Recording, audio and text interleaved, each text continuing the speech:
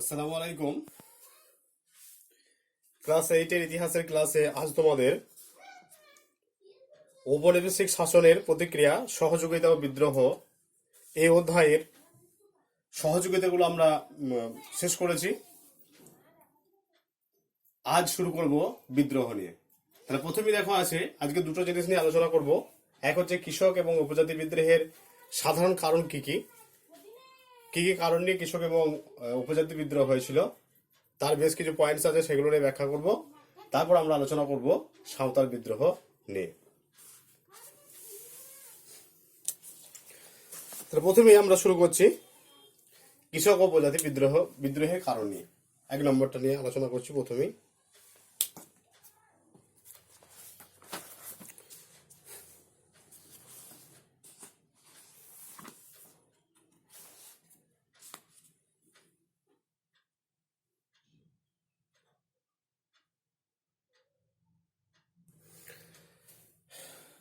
আমরা জেনেছি আগেই যে ইংরেজ ইস্ট ইন্ডিয়া কোম্পানি একটা বাণিজ্যিক প্রতিষ্ঠান থেকে রাজনৈতিক প্রতিষ্ঠানে পরিণত হয় এবং বিশ্বকবি রবীন্দ্রনাথ ঠাকুরের ভাষায় বণিকের মানদণ্ড রাজদণ্ডে পরিণত হয়। বণিকের মানদণ্ড রাজদণ্ডে পরিণত হয় এবং আস্তে আস্তে ইংরেজ east India company, British east India company বিভিন্ন রকমের ভূমি রাজস্ব ব্যবস্থা প্রবর্তন করে তারা কি করে, নিজেদের শক্তি এবং ক্ষমতা বাড়াতে শুরু করে এবং আস্তে আস্তে প্রায় সারা ভারতবর্ষ নিজেদের হাতে দখল করে নেয়। তাহলে এই 100 বছর, 1757 থেকে 1857, এই 100 বছরে সরকার, জমিদার এবং মহাজনদের অত্যাচার এবং শোষণের বিরুদ্ধে অনেক কৃষক এবং উপজাতি বিদ্রোহ এই সময় সংগঠিত হয়েছিল। এই সমস্ত কৃষক উপজাতি বিদ্রোহের মধ্যে অন্যতম ছিল সন্ন্যাসী ফকির বিদ্রোহ, পলিগার বিদ্রোহ, চোয়ার বিদ্রোহ, সাঁওতাল বিদ্রোহ, কোল বিদ্রোহ, মুন্ডা বিদ্রোহ এবং ইসলাম সমাজের দুটো বিদ্রোহ ছিল। এই সময় আন্দোলন ছিল ফরাজি আন্দোলন এবং ওয়াহাবি আন্দোলন। তাহলে এই সমস্ত যে বিদ্রোহ বা আন্দোলন, তার পিছনে বেশ কিছু বেসিক কারণ ছিল, সাধারণ বেশ কিছু কারণ ছিল। তার মধ্যে যেগুলো আলোচনা করতে হয়, তার মধ্যে প্রথমেই সেটা হচ্ছে যে উত্তর থেকে রাজস্ব আদায়।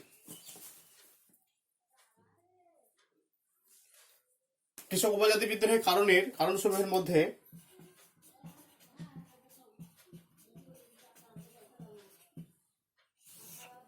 এক হচ্ছে অত্যধিক রাজস্ব আদায়।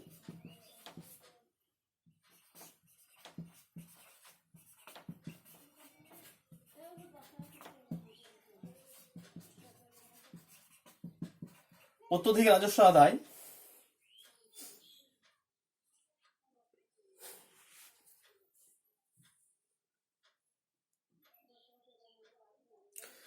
ইংরেজ ইস্ট ইন্ডিয়া কোম্পানি যখন ভূমি রাজস্ব আদায়ের অধিকার লাভ করেছিল, তখন তাদের একটা প্রধান উদ্দেশ্য ছিল জোরপূর্বক কৃষকদের কাছ থেকে বেশি পরিমাণে রাজস্ব আদায়। জোরপূর্বক বেশি পরিমাণে রাজস্ব আদায়, এটাই তাদের লক্ষ্য ছিল এবং সেটাকে বাস্তবায়িত করার জন্য তারা কৃষকদের ওপর অত্যাচার করতেও পিছু পা হতো না। অর্থাৎ তাদের প্রধান উদ্দেশ্য ছিল যে কৃষকদের যে রাজস্ব, কৃষকদের যে ফসল, সেই ফসলগুলো ছলে বলে কৌশলে তাদের আত্মসাৎ করা। কৃষক কতটা ক্ষতিগ্রস্ত হচ্ছে সেটা প্রধান বিবেচ্য ছিল না। কোম্পানির ঝুলিতে কতটা রাজস্ব পড়ছে বা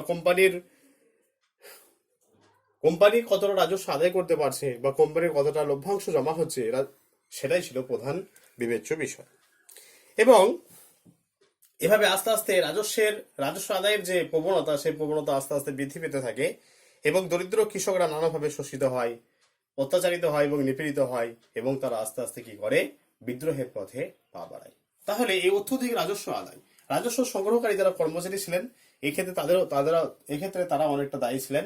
তারা জোরপূর্বক কৃষকদের কাছ থেকে রাজস্ব আদায় করত এবং রাজস্ব আদায় করে তারা ক্ষান্ত হতেন না। রাজস্ব দিতে না পারলে কৃষকদের উপর অত্যাচার করা হতো। এমনকি বন্যা, খরা, ভূমিকম্প অর্থাৎ প্রাকৃতিক বিপর্যয়ের সময় কৃষকদের কাছ থেকে রাজস্ব মকুব করা হতো না। এর ফলে কৃষকরা দারুণভাবে শোষিত হতেন, অত্যাচারিত হতেন, নিপীড়িত হতেন এবং এর হাত থেকে বাঁচার জন্য তারা বিদ্রোহের পথকে বেছে নিয়েছিল।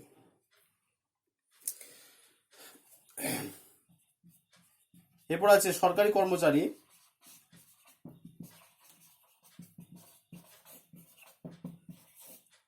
ও পুলিশের অত্যাচার।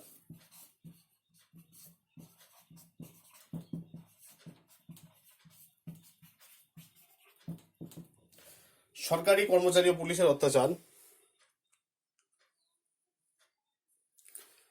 সরকারি যারা কর্মচারী ছিলেন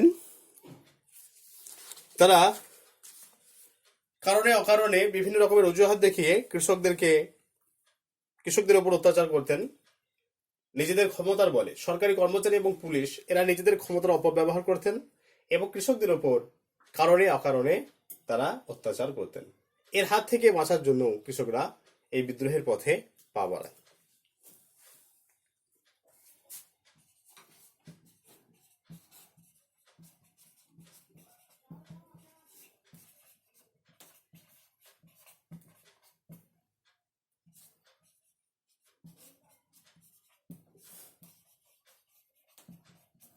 জমিদার ও মহাজন শ্রেণীর শোষণ। জমিদার ও মহাজন শ্রেণীর শোষণ।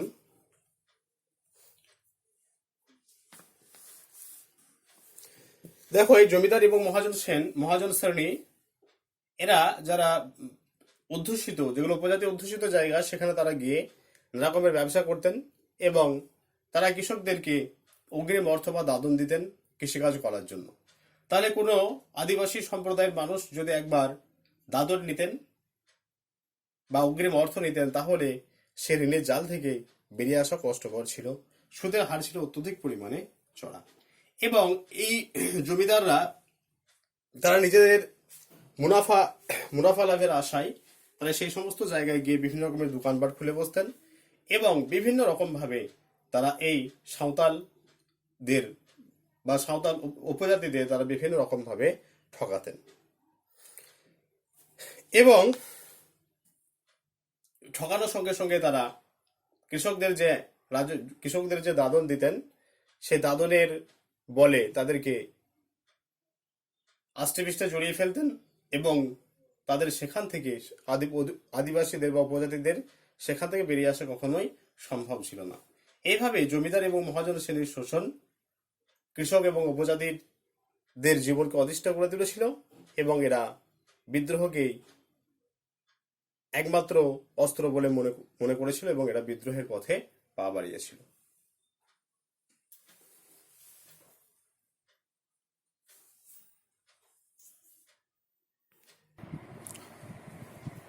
এরপর আছে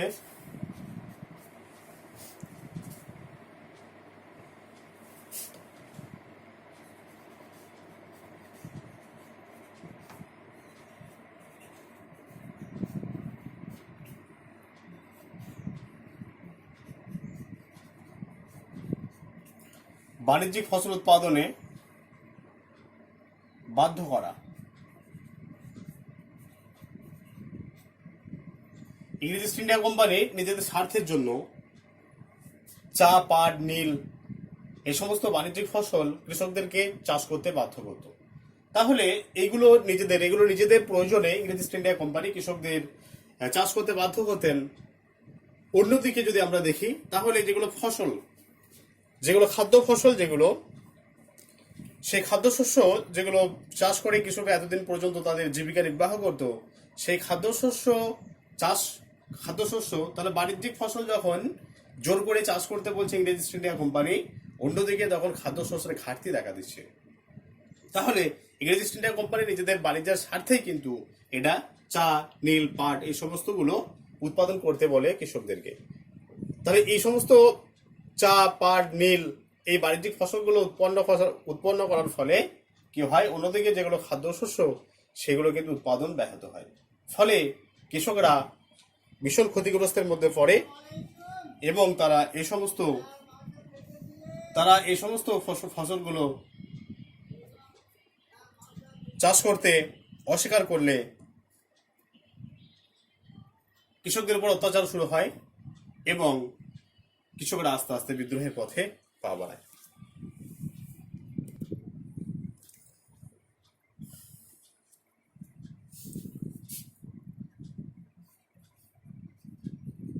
এরপর আছে দেশীয় শিল্পের অবক্ষয়।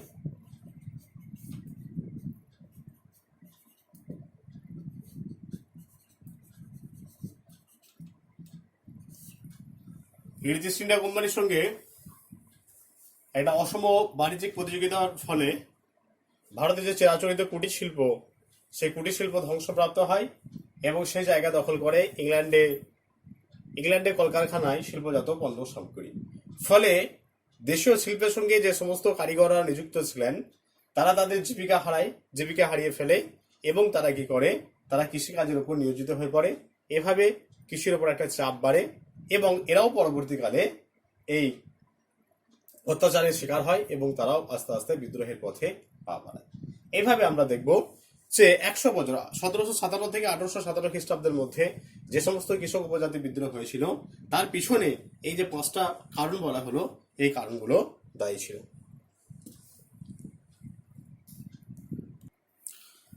দেখো, এবার আলোচনা করব সাঁওতাল বিদ্রোহ নিয়ে। সাঁওতাল বিদ্রোহের সময়কাল হচ্ছে 1855। সাঁওতাল বিদ্রোহের সময়কাল 1855। স্থান কোন কোন জায়গায় হয়েছিল এটা? বিহারের রাজমহল পাহাড় সন্নিহিত জায়গা বা বিহারের ভাগলপুর বলা যেতে পারে।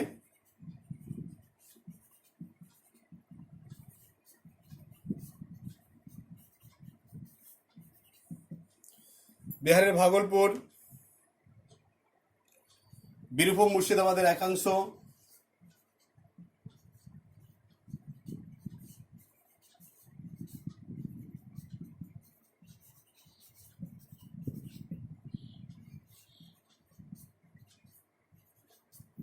বীরভূম ও মুর্শিদাবাদের একাংশ,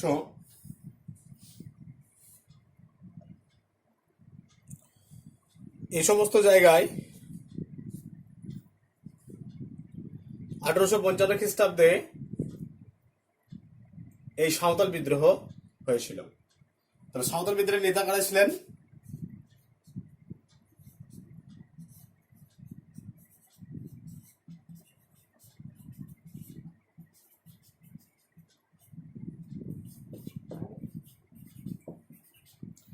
সিধু কানু চাঁদ ভৈরব,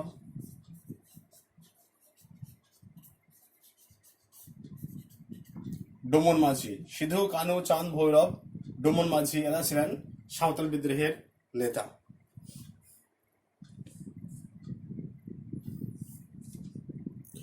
দেখো, তাহলে 1855 খ্রিস্টাব্দে ব্রিটিশ সরকার জমিদার এবং মহাজনদের শোষণের বিরুদ্ধে আদিবাসী সাঁওতালরা যে বিদ্রোহ ঘোষণা করেছিলেন ভাগানাডিহির মাঠে 1855 খ্রিস্টাব্দের 18 জুন, সেই বিদ্রোহ সাঁওতাল বিদ্রোহ নামে পরিচিত।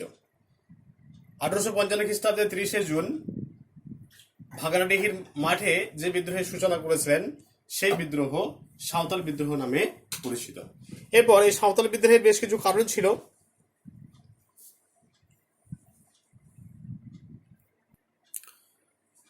কারণসমূহ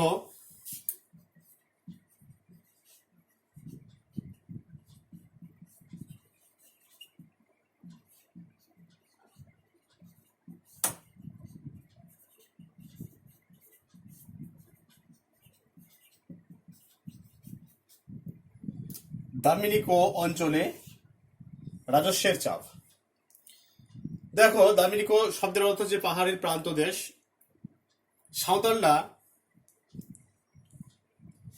বিহারের ভাগলপুর, মুর্শিদাবাদ এবং বীরভূমের একাংশ অঞ্চলে তারা স্বাধীনভাবে বসবাস করত এবং তারা জায়গাটির নাম দিয়েছিল দামিনিকো বা পাহাড়ের প্রান্তদেশ।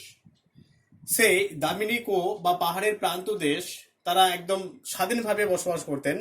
আমরা জেনেছি যে 1793 খ্রিস্টাব্দের পরবর্তীকালে বা 1793 খ্রিস্টাব্দের পর থেকে বিভিন্ন রকমের বন্দোবস্ত ভারতবর্ষে শুরু হয়েছিল। চিরস্থায়ী বন্দোবস্ত, রায়তওয়ারি বন্দোবস্ত, মহলওয়ারি বন্দোবস্ত। তাহলে সেরকম বিভিন্ন রকমের বন্দোবস্ত চালু হয়। সেই বন্দোবস্ত চালু হওয়ার ফলে ইংরেজ ইস্ট ইন্ডিয়া কোম্পানি তারাও কিন্তু এই ইংরেজদের উপর রাজস্বের চাপ বাড়াতে থাকে। যেহেতু এই সাঁওতালরা এতদিন পর্যন্ত স্বাধীনভাবে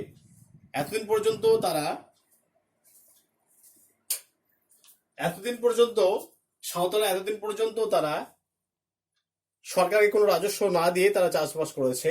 কিন্তু যখনই তাদের উপর রাজস্ব চেপে যায় বা রাজস্ব পড়ে যায়, তখন তারা ক্ষিপ্ত হয়ে ওঠে এবং তারা এর হাত থেকে বাঁচার জন্য বিদ্রোহের পথকে তারা বেছে নেয় বা বিদ্রোহ এর একমাত্র সমাধান বলে তারা মনে করে। এবার হচ্ছে সাঁওতালদের ওপর শোষণ।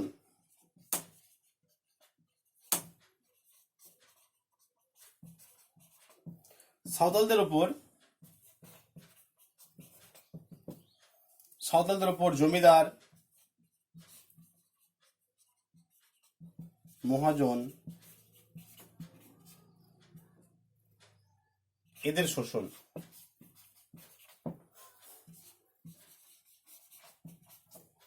সাঁওতালদের ওপর জমিদার, মহাজন এদের শোষণ। তাহলে সাঁওতালরা যে সমস্ত জায়গায় বসবাস করতেন, সেই সমস্ত জায়গায় জমিদার এবং মহাজন শ্রেণীর মানুষরা সেখানে গিয়ে তারা কি করতেন, জমিদাররা কি করতেন, সেখানে গিয়ে তারা দোকানপাট খুলে বসতেন এবং তারা সাঁওতালদের বিভিন্ন ভাবে ঠকাতেন। কেনারাম এবং বেচারাম নামে দু ধরনের বাটখারা ব্যবহার করত। এদের মধ্যে যারা ব্যবসায়ী ছিলেন, জমিদারদের মধ্যে যারা ব্যবসায়ী ছিলেন, তারা কেনারাম আর বেচারাম নামে দু ধরনের বাটখারা তারা ব্যবহার করতেন। কেনারাম মানে যখন এই দোকানদার তারা যখন সাঁওতালদের কাছ থেকে কোনো জিনিস কিনতেন, তখন বাটখারাটা বেশি চাপাতেন এবং সাঁওতালদের কাছ থেকে বেশি পরিমাণে জিনিস নিয়ে নিতেন। অন্যদিকে যখন সাঁওতালদের কোনো জিনিস বিক্রি করতেন, তখন সেই বাটখারাটা ছিল ওজনে হালকা এবং তারা সাঁওতালদেরকে কম ওজন দিয়ে তাদের এইভাবে ঠকাতো।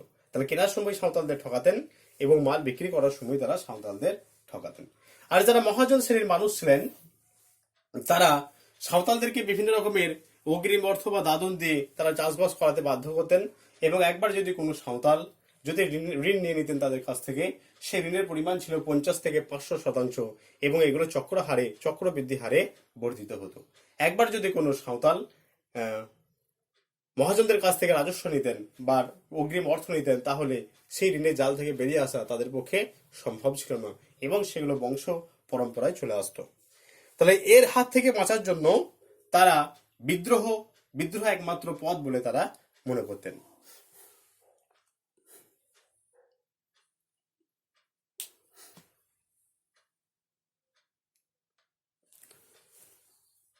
এরপর আছে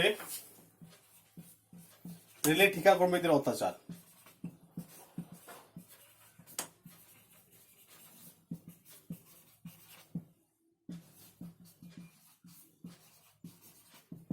রেলের ঠিকাকর্মীদের অত্যাচার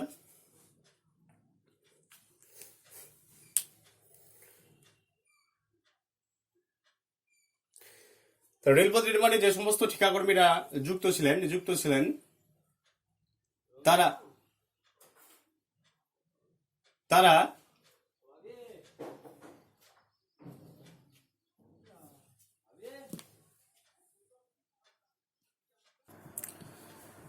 রেলের ঠিকাকর্মী তারা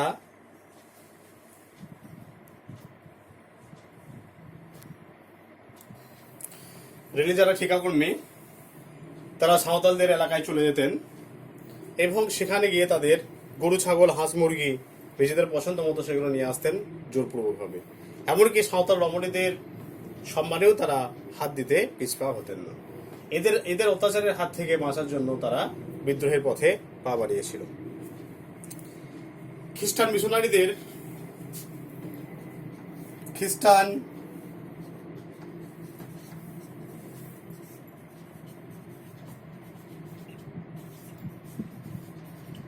মিশনারিদের ধর্মান্তকরণের চেষ্টা।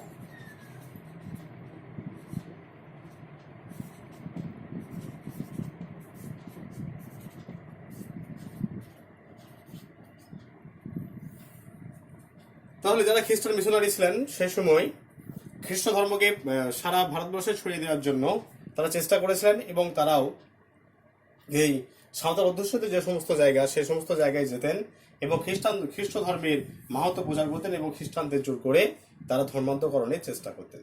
তাহলে এদের যে চেনা পরিচিত যে দেবতা মারাংবুরু, সেই মারাংবুরুকে তারা ছাড়তে কখনোই চায়নি এবং এই খ্রিস্টান মিশনারিদের প্রতিও তারা বিরূপ ভাব পোষণ করেছিলেন এবং তাদের হাত থেকেও বাঁচার জন্য তারা আন্দোলনে সামিল হয়েছিলেন। তাহলে এরকম যখন পরিস্থিতি, ঠিক সেই সময় সাঁওতাল রাজ্য মহাজন, জমিদার এবং সরকারি কর্মচারীদের মিলিত শোষণ এবং অত্যাচারের বিরুদ্ধে 1855 খ্রিস্টাব্দে 30 জুন তারা ভাগনাডিহির মাঠে একত্রিত হয় এবং তারা সমবেত হয়ে সিধু কানু, চাঁদ ভৈরব, ডোমর মাঝির নেতৃত্বে তারা এই বিদ্রোহের কথা ঘোষণা করে এবং স্বাধীন সাঁওতাল রাজ্য প্রতিষ্ঠার কথা তারা ঘোষণা করেছিল। বিদ্রোহী সাঁওতালদের আক্রমণে কেরারাম ভগত, মহেশলাল দত্ত এই সাঁওতালদের দ্বারা খুন হয়েছিল এবং বিদ্রোহীরা বহু নীলকুঠি এবং রেল বাংলো ধ্বংস করেছিল, রেল লাইন ধ্বংস করেছিল, টেলিগ্রাফ পোস্ট তারা ধ্বংস করে ফেলেছিল। তাহলে এরকম যখন অত্যাচার সাঁওতালরা শুরু করেছিলেন, তাদের অত্যাচার দমন করার জন্য বিশাল ফোর্স নিয়ে, বিশাল আধুনিক অস্ত্রশস্ত্রে সজ্জিত হয়ে বাহিরে নিয়ে সাঁওতালদের দমন করার জন্য ইংরেজরা চলে আসে এবং আধুনিক অস্ত্রশস্ত্রের কাছে লাঠি, টাঙ্গি, বল্লম, তীরধনুক সহজে পরাস্ত হয়। ব্রিটিশ সৈন্য 23,000 বিদ্রোহীকে নির্মমভাবে হত্যা করেছিল। সাঁওতাল অধ্যুষিত যে সমস্ত গ্রাম সেগুলো অগ্নি সংযোগ করেছিল এবং সিধু কানু, চাঁদ ভৈরব এই সমস্ত যারা প্রথম সারির নেতা, তাদেরকে প্রকাশ্যে গাছে ফাঁসি দেওয়া হয়েছিল এবং এইভাবে তারা এই সাঁওতাল বিদ্রোহকে দমন করেছিল।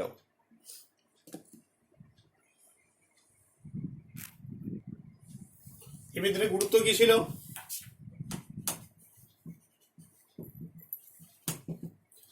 এই বিদ্রোহের গুরুত্ব যদি আমরা বিশ্লেষণ করি তাহলে বলতে পারি যে সাঁওতাল বিদ্রোহ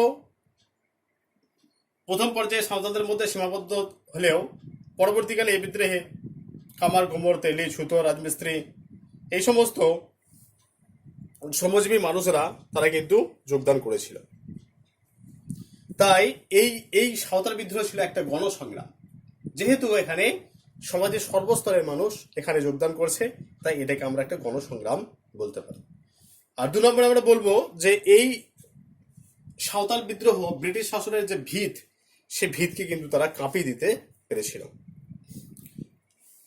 এই বিদ্রোহ পরবর্তীকালে 1857 খ্রিস্টাব্দে যে মহাবিদ্রোহ, সে মহাবিদ্রোহে অনুপ্রেরণা জুগিয়েছিল। এই বিদ্রোহের ফলে ইংরেজ সরকার সাঁওতালদের অভিযোগগুলির যথার্থতা উপলব্ধি করে সাঁওতালদের জন্য একটা পৃথক সাঁওতাল পরগনা রাজ্য গঠন করেছিল। আর পরবর্তীকালে এই সাঁওতাল পরগনায় খ্রিস্টান মিশনারি ছাড়া অন্যান্যদের এখানে প্রবেশ নিষিদ্ধ করা হয়েছিল। অর্থাৎ এখানে বহিরাগত যে সমস্ত ইংরেজ ছিলেন তাদেরকে এখানে সাঁওতাল পরগনায় নিষিদ্ধ করা হয়েছিল তাদের প্রবেশ।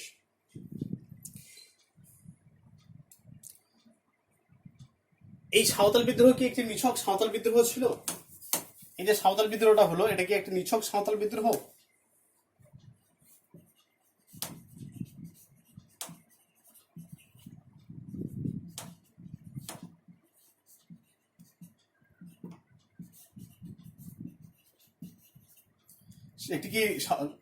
একটি নিছক সাঁওতাল বিদ্রোহ কি একটি নিছক বিদ্রোহ ছিল? নিছক বিদ্রোহ?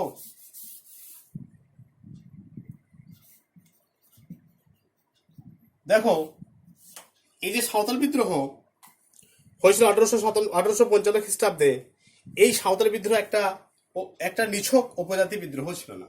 এই সাঁওতাল বিদ্রোহ কি একটি নিছক উপজাতি বিদ্রোহ ছিল? এই সাঁওতাল বিদ্রোহ একটা নিছক উপজাতি বিদ্রোহ ছিল না।